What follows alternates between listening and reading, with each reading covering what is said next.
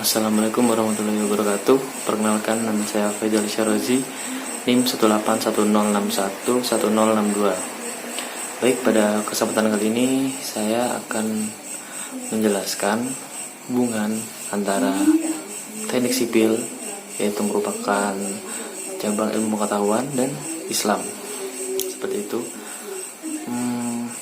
Kita semua tahu bahwa semua yang ada di alam semesta ini itu merupakan bukti akan kebesaran dari Allah Subhanahu wa taala.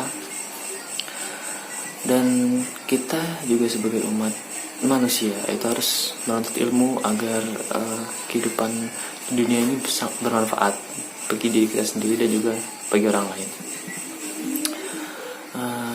Di sini ilmu yang saya bahas itu berkaitan dengan ilmu teknik sipil, yaitu teknik sipil itu apa sebenarnya? Nah, teknik sipil itu sebenarnya ilmu yang bertujuan untuk merencanakan dan membangun sebuah bangunan yang kuat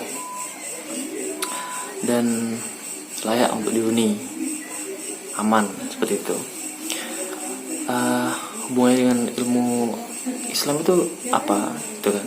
Nah, hubungannya itu ilmu agama Islam itu mengajarkan kita bahwa kita tuh sebagai manusia harus mempunyai kepribadian yang kuat, kepribadian yang tangguh.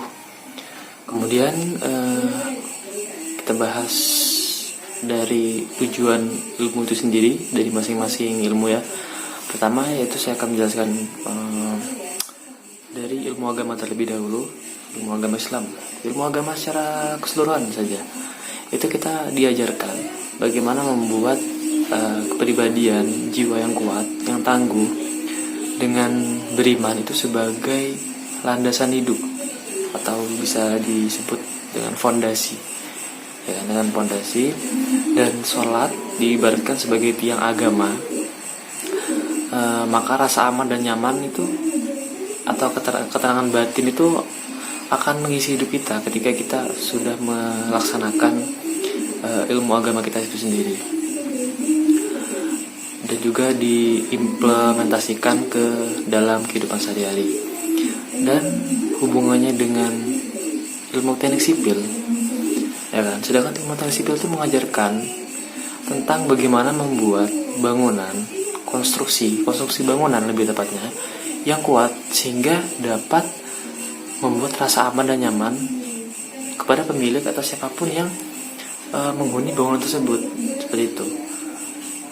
Menghuni bangunan itu bukan hanya rumah ya, seperti infrastruktur. Semua infrastruktur itu bisa dibangun atau dikerjakan oleh orang yang di bidang teknik sipil, seperti itu. Oke, baik, selanjutnya dilihat dari segi pengerjaan atau pelaksanaan. Semua ilmu saling berhubungan dengan agama Islam atau dengan Islam.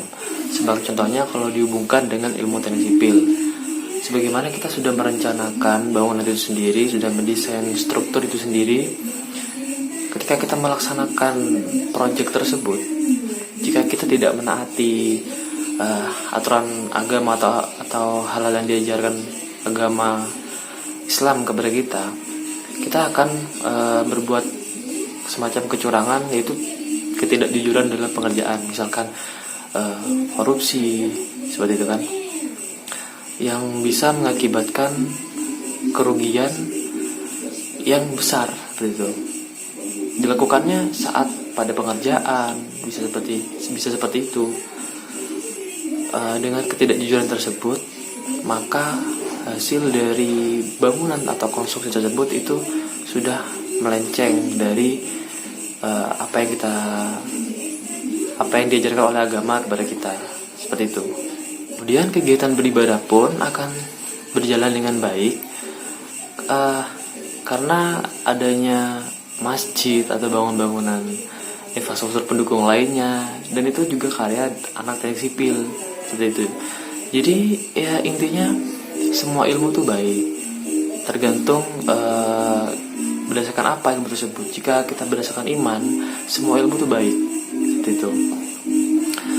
Karena tujuannya dari Islam itu juga menuntun ke arah yang benar, supaya kehidupan dunia ini tidak tersesat, ibaratnya seperti itu. Sehingga sinergi dari ilmu teknik sipil dan agama Islam ini juga akan terjalin dengan baik dan rasa aman juga dan nyaman ketika kita hidup di dunia ini. Terus selanjutnya yaitu ada beberapa ayat dalam Al-Quran yang berhubungan dengan ilmu teknik sipil seperti itu. Sebagai contohnya, salah satu ayatnya berbunyi seperti ini.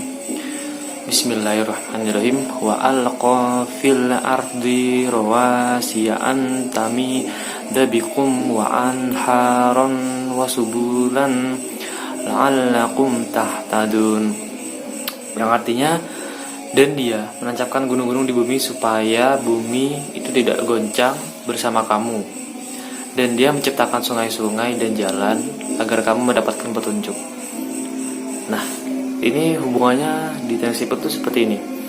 Jika disebutkan dalam ayat tersebut adalah gunung-gunung sebagai pasak, maka di teknik sipil tersebut adalah kita sebelum membangun bangunan itu harus melakukan pengerjaan pondasi agar menghasilkan bangunan yang kuat, dan juga ada teknologi yang anti gempa seperti itu, agar supaya layak bangun, layak huni, dan aman buat ditinggalin untuk dihuni seperti itu. Oh ya, saya lupa menyebutkan bahwa ayat tersebut dari Quran surat An-Nahl ayat 15. Dan berikutnya saya akan membacakan surah kedua, yaitu surat An-Nahl ayat 80 yang berbunyi Bismillahirrahmanirrahim. Wallahu ja'ala lakum min bayutikum sakanan wa ja'ala lakum min juludil an'ami buyutan tastakhiffu naha yawma dha'nikum wa yawma iqamatikum wa min aswa afiha wa aubariha wa ashariha asasan wa mata'an ilaihin. Artinya, dan Allah menjadikan bagimu rumah-rumahmu sebagai tempat tinggal, dan dia menjadikan bagi kamu rumah-rumah kemah-kemah dari kulit binatang ternak, dan kamu maksa ringan membawanya di waktu kamu berjalan dan waktu kamu bermukim, dan dijadikannya pula dari bulu domba, bulu unta, dan bulu kambing, alat-alat rumah tangga dan perhiasan yang kamu pakai sampai waktu tertentu. Nah, hubungannya dengan ilmu teknik sipil yaitu bahan bangunan dari kulit domba atau bulu-bulu tersebut juga bisa menjadi bahan yang ringan, sebagai